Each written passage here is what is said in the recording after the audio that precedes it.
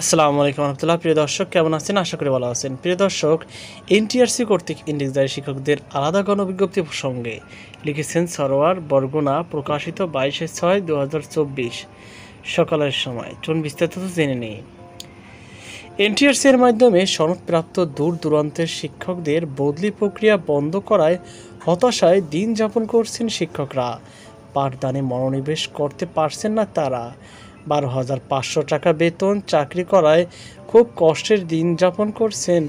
এ দিয়ে 700 থেকে 800 কিলোমিটার দূরে চাকরি করার হতাশায় দিন যাপন করছেন শিক্ষকরা এবং পাঠদান ভালোভাবে মনোনিবেশ করতে পারছেন না শিক্ষকরা। এর মধ্যে পঞ্চম গণবিজ্ঞপ্তি 97,000-এর বেশি পদের শিক্ষক নিয়োগের লক্ষ্যে বিজ্ঞপ্তি দেওয়া হয়েছিল। এর বিপরীত প্রাথমিক সুপারিশ পেয়েছেন মাত্র 22,033 জন। মূল কারণ হলো শিক্ষকতায় বদলি বা আলাদা গণবিজ্ঞপ্তি ব্যবস্থা না থাকা। অনেক প্রতিষ্ঠানে 12 জন শিক্ষকদের চাহিদা দিয়েও একজন শিক্ষকও পাননি। এরকম হলে নতুন কারিকুলাম বাস্তবায়ন করা কঠিন হয়ে পড়বে বলে মনে করেছেন শিক্ষার সাথে সংশ্লিষ্ট বিশেষজ্ঞরা।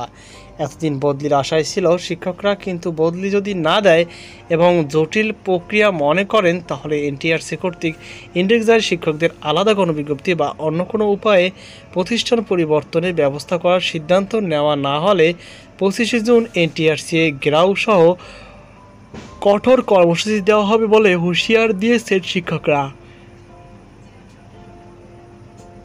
ইতিমধ্যে এনটিআরসি এর চেয়ারম্যান ও সচিব মহোদয় এবং মন্ত্রণালয় বদলির সাথে সংশ্লিষ্ট কর্মকর্তাদের কাছে আলাদা গণবিজ্ঞপ্তির লক্ষ্যে আবেদনপত্র দেওয়া হয়েছে বলে জানিয়েছে শিক্ষকরা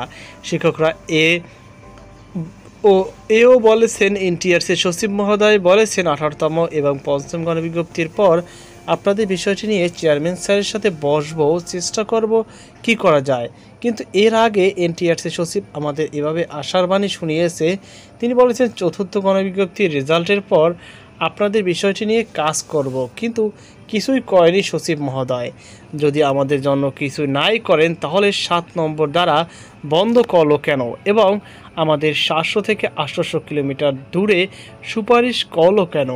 সংবিধানে আছে একটা ধারা চালু করে অন্য একটি ধারা বন্ধ করে, কিন্তু তা না করে হঠাৎ 7 নম্বর দ্বারা বন্ধ করলো কেন? এতে সবচেয়ে বেশি ক্ষতিগ্রস্ত হয়েছে 3য় গণবিজ্ঞপ্তির সুপারিশপ্রাপ্ত শিক্ষকরা। তাই শিক্ষকদের দাবি, নিয়োগদানকারী প্রতিষ্ঠান যেহেতু এনটিআরসি, তাই আমাদের সমস্যার সমাধান তাদেরই করতে হবে।